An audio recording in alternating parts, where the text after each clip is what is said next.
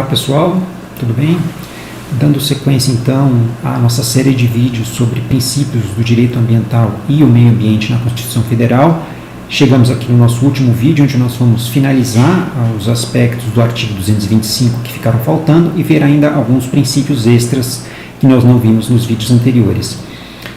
Como nós estamos misturando esses assuntos de princípios do direito ambiental com o meio ambiente na Constituição Federal, os vídeos fazem uma sequência lógica, então se você não assistiu os anteriores, eu vou colocar aqui em cima no card o link para o primeiro vídeo e eu sugiro que você volte e assista eles na sequência.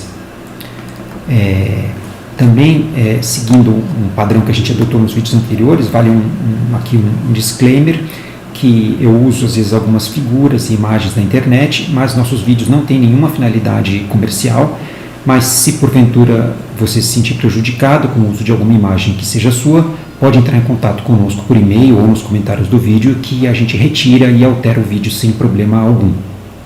Então, seguindo aqui na Constituição Federal, eu deixei aqui no alto o que a gente falou que é o caput, ou seja, o início do artigo 225, que é o artigo da Constituição que trata sobre meio ambiente, mas nós já vimos ele extensamente nos vídeos anteriores.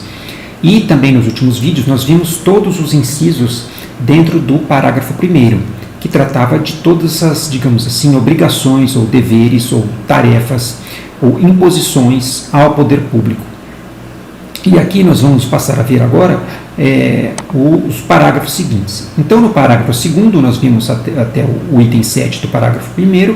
O parágrafo 2º fala basicamente que as empresas que desempenham atividades de mineração têm que recuperar o meio ambiente, ou seja, recuperar o meio ambiente que foi degradado pela atividade mineradora, que é uma atividade, como todos nós sabemos, muito impactante, muito degradante. Então, a empresa que fizer esse tipo de atividade tem que recuperar o meio ambiente. E isso nós já vimos um princípio relacionado a isso, que é o princípio da reparação, que você, se não sabe, pode voltar aqui no vídeo e ver o vídeo que nós falamos sobre esse princípio da reparação, que pode ser feita tanto por uma recuperação direta, por compensação ou por indenização, ou por uma combinação dessas três alternativas. Bom, seguindo aqui, nós temos o parágrafo 3º, que nós vamos voltar ele em outros vídeos aqui do nosso canal, que vai tratar das infrações e sanções, porque é um parágrafo muito importante.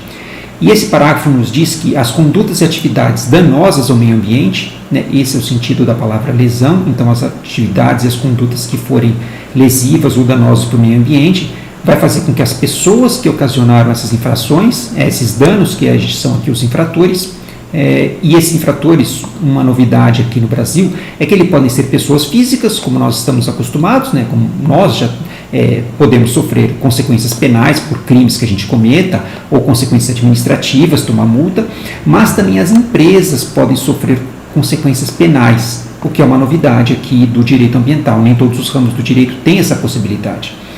Então, dentre as consequências jurídicas, nós podemos ter aqui sanções penais, e sanções penais aqui são consequências que as pessoas físicas ou jurídicas, ou seja, as pessoas como nós ou as empresas, podem sofrer na esfera penal, ou seja, criminal. E aqui eu trouxe um exemplo nessa figurinha aqui da direita, e o exemplo mais comum é detenção ou reclusão. Claro que isso vale para pessoas físicas. Para pessoas jurídicas nós temos outras consequências penais por crimes ambientais. Se você quiser, nós temos aí uma série de vídeos também sobre as infrações e sanções penais, civis e administrativas.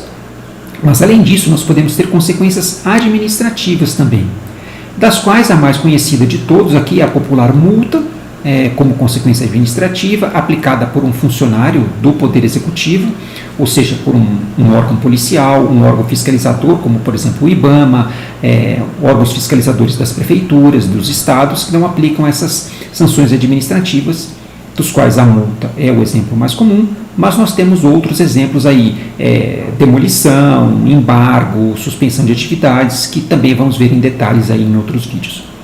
E por último, as consequências civis, que é a obrigação de reparar os danos causados. Então, além daquela questão da reparação como consequência pela atividade mineradora, a pessoa que causa um dano ao meio ambiente está sujeita a essa obrigação de reparar os danos, ou seja, de sofrer as consequências financeiras pelos danos que você causou. Ok? E isso nós vemos que está embutido essa ideia da reparação, de você como poluidor, você como degradador do meio ambiente, você como causador de dano, ser o responsável financeiro pelos efeitos da sua atividade, se encaixa num princípio aqui que nós chamamos de princípio do poluidor pagador. Tá? Esse princípio do poluidor pagador, ele propõe, ele preconiza uma internalização dos custos ambientais. O que quer dizer isso? A nossa atividade de empresas, por exemplo, gera uma determinada poluição. E essa poluição tem uma consequência negativa para toda a sociedade. Pode ser uma consequência sobre a saúde das pessoas, sobre o bem-estar, sobre o meio ambiente. E isso, para despoluir, para reparar esse dano, tem um custo. Então, essa ideia de ter um caráter preventivo é que esse custo, em vez de ser repassado para a sociedade, ou seja, que nós tenhamos que arcar com os custos de despoluir, descontaminar ou reparar o dano, que esse custo seja internalizado, ou seja, seja trazido para dentro da atividade produtiva.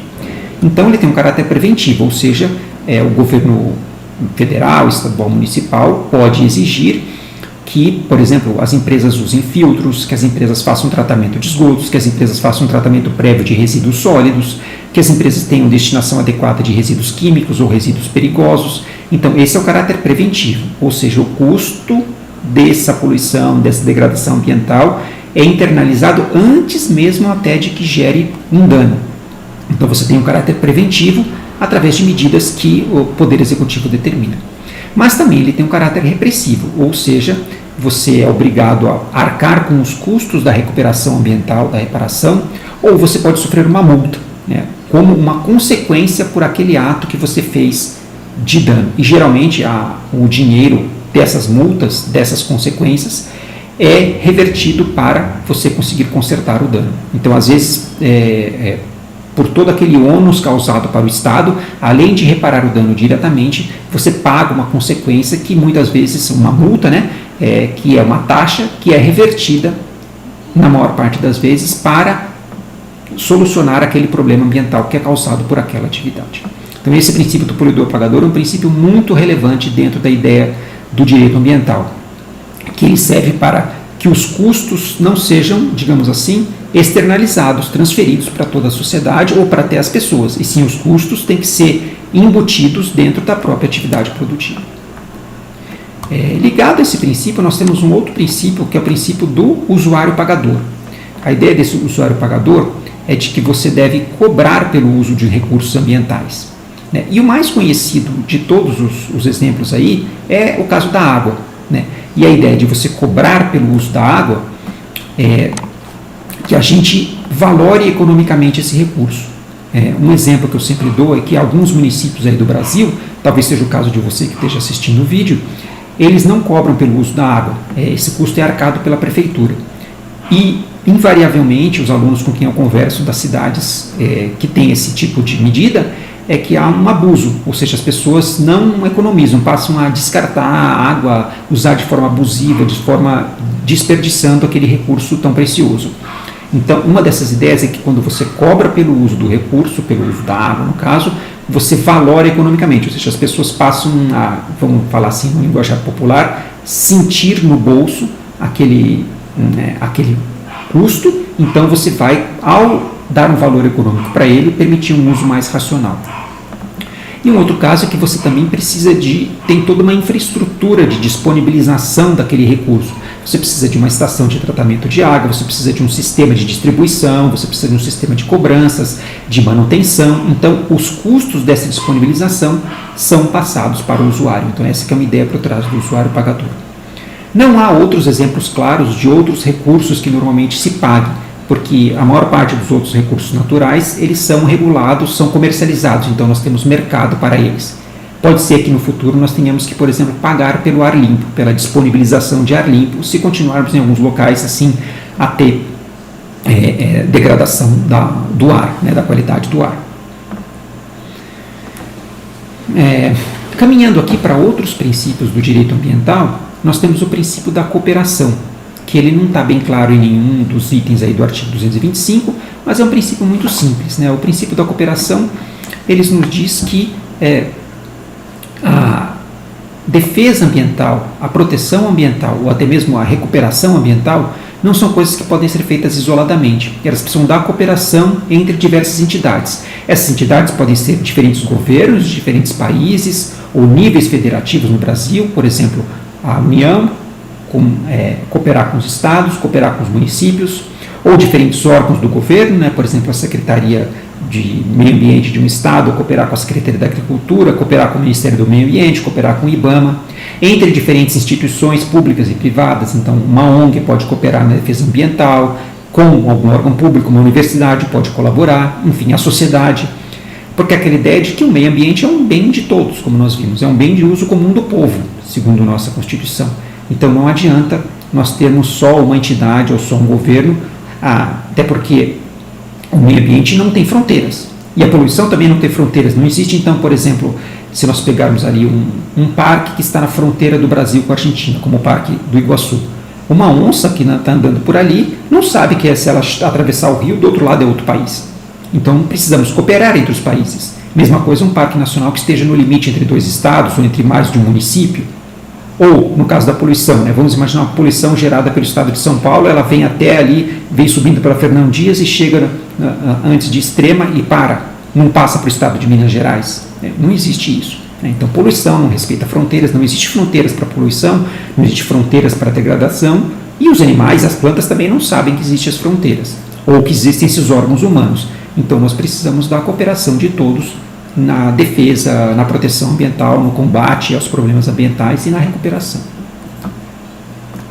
Um outro princípio aqui, muito importante do direito ambiental, é o princípio da ubiquidade, né? Esse princípio nos diz que o ambiente deve ser sempre levado em conta. Essa ideia da ubiquidade significa que uma coisa é ubíqua quando ela está em muitos lugares ao mesmo tempo. Então, por isso, sim, o meio ambiente, como ele permeia toda a nossa vida, ele deve ser sempre levado em consideração. Onde isso? Por exemplo, projetos do governo, programas e planos do governo. Não adianta a gente ver só os aspectos políticos, os aspectos financeiros, os aspectos de logística, da obra e tudo. Precisamos considerar os aspectos ambientais de toda a obra, por isso que nós temos aí a RIMA. Então, o meio ambiente deve ser sempre levado em consideração. Nessas obras, em decisões políticas, em outras políticas públicas. Então, não podemos ter uma política, por exemplo, agrícola, que não leve em conta o aspecto ambiental. Não podemos ter uma política de transportes que não leve em conta os aspectos ambientais. Então, porque o meio ambiente ele está, na verdade, como eu disse antes, permeando todos os aspectos da vida. E uma coisa muito importante, o meio ambiente deve ser considerado no financiamento, porque essa é uma ferramenta poderosíssima, né? Nas décadas de 80 e 90, quando teve muita expansão agrícola na Amazônia, 70 também, os empresários aí do meio rural, até as pessoas envolvidas com madeireiras ou com mineração, podiam pegar empréstimo que ninguém perguntava nada qual que era a finalidade daquele dinheiro. Hoje em dia já temos mais regras para obter esse financiamento. Ainda precisamos caminhar muito, mas a gente tem que lembrar que um desmatamento em larga escala na Amazônia não é barato. Não é feito por aquelas imagens que a gente vê aí com pessoas de calção, sem camiseta, com uma motosserra na mão. Não, para conseguir um trator, para fazer um correntão, para comprar as motosserras, é investimento de milhões de reais. Então isso só grandes empresários com financiamento conseguem.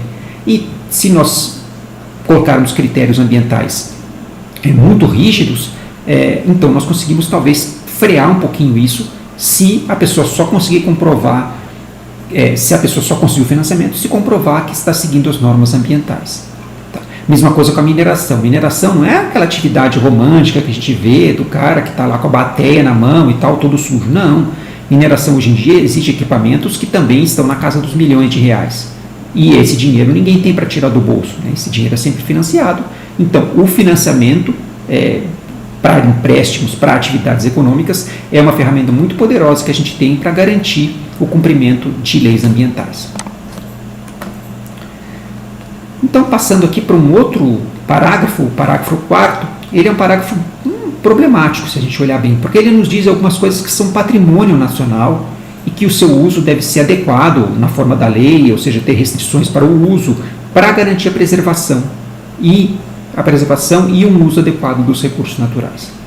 Mas olha que coisa estranha, ele fala da floresta amazônica brasileira, ok, da Mata Atlântica, perfeito, sem problemas, da Serra do Mar, que já é um negócio estranho, porque a Serra do Mar está totalmente dentro da Mata Atlântica, o Pantanal Mato Grossense, ok, e a zona costeira, parcialmente ok, né, porque se a gente for pensar a parte do mar e da faixa de costa, ela não estava incluída nas anteriores, mas os meio ambientes de restinga e de mata costeira no Brasil são todos pertencentes à Mata Atlântica, tirando um pedacinho ali no Rio Grande do Sul e um pedacinho ali quando a gente passa depois do Maranhão, em que já chega um pedaço de Amazônia que encosta na costa. Então uma parte da zona costeira já está embutida nos anteriores, mas está faltando aí 3 biomas nacionais importantíssimos. Está faltando o Cerrado, está faltando a Caatinga e está faltando o Pampa. Por que essa discriminação? Né? No Cerrado e a Caatinga, provavelmente porque são ecossistemas considerados, assim, por algumas pessoas, feios, né, de segunda categoria, secos, mas tem propostas de emenda à Constituição que incorporam esses 2 biomas aí dentro dos patrimônios nacionais. E o que faria até mais sentido, porque a Caatinga é o único bioma que é 100% brasileiro, ele é só brasileiro. Todos os outros a gente compartilha com outros países. A Amazônia compartilhamos, a Mata Atlântica a gente compartilha, o Pantanal a gente compartilha, o Pampa que não está incluído a gente compartilha, o Cerrado que também não está incluído a gente compartilha, e a Caatinga é 100% nacional. Então, né, a gente vê que o pessoal aí está meio fora da casinha aí quando fizeram esse artigo, esse parágrafo do artigo 225. Então, essa foi o último vídeo aí da série de vídeos de princípios do direito ambiental, intercalado com o meio ambiente na Constituição Federal. Aí nós vamos ter uma outra série de vídeos aí, os vídeos sobre a Lei da Política Nacional do Meio Ambiente, que são os vídeos que vêm na sequência, sobre Código Florestal, sobre SNUC e sobre infrações e sanções administrativas. Para assistir todos os vídeos aí, se inscreve aqui no canal do Ecofrag e vai acompanhando a nossa playlist de Direito e Legislação Ambiental.